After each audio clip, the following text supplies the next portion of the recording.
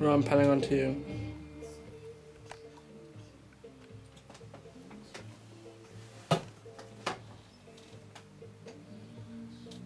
Merry meet children of Herne. Once again, I find a lot of people have asked, well, one particular person have given me a kind of a puzzler, if you like. And it is we're dealing with the Kabbalah. Now I want to stress the Kabbalah is a very, very dangerous area to start going into unless you know what you're doing. It's quite unforgiving if you go into the wrong path or in the wrong place at the wrong time.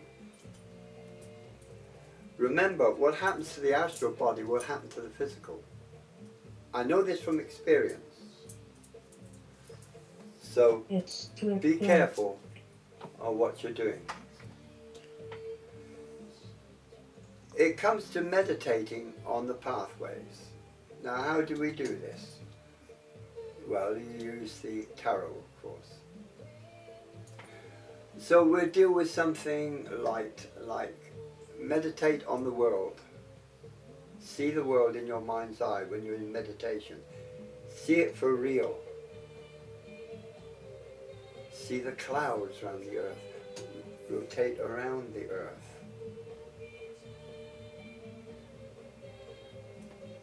Hold it as if you can actually see it on a screen or for real. Don't say, oh yeah, well, meditate on the earth. Bingo. No, it don't work that way. You have to visualize it for real, as if you could, near enough, touch it if you like.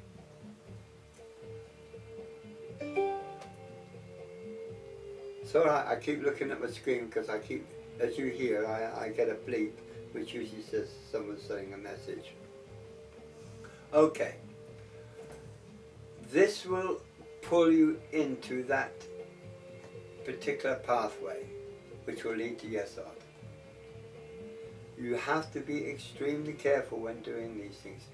As I said, it is quite unforgiving. The teachings of the Zoroastrian teachings were banned by the rabbis because of the great danger it can inflict. So unless you're competent in dealing with this, I suggest you leave it alone. The other thing I want to deal with is dreams. Dark Raven One mentioned tips on flying.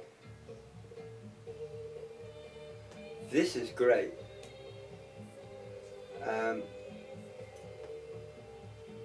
You just, in your mind's eye, when you're in complete relaxation, you're not aware of your body. When you're in this stage, concentrate. Take a little run and jump. Flap your arms if you will. There's no gravity. If your mind says there's no gravity, believe me, there's no gravity. And you can fly. Just short hops. Don't try anything elaborate, not yet. I think you'll find, I won't say too much on this because this is Dark Raven One's little area. But you'll find it quite interesting. You should by now be able to memorize your dreams. You should have control over your dreams. The dream diary gives you this, that you have total memory over what you dream. Again, you don't go anywhere without the gatekeeper. So this is basically what you are doing. There are other things that you must be aware of with the Kabbalah.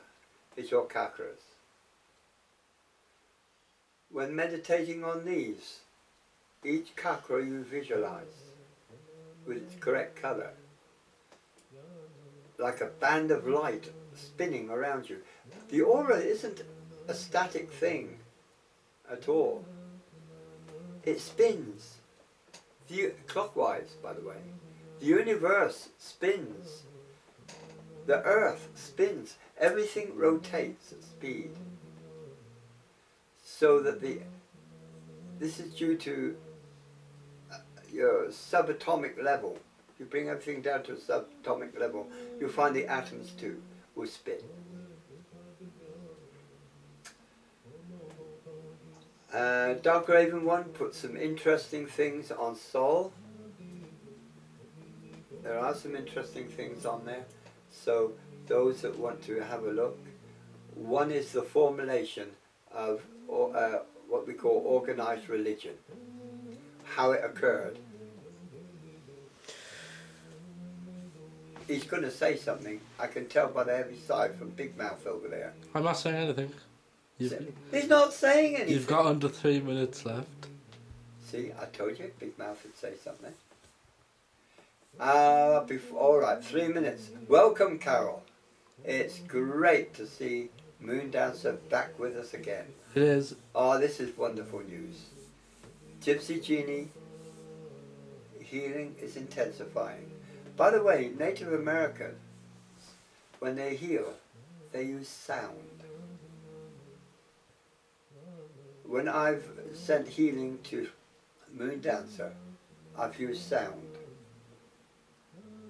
And it works.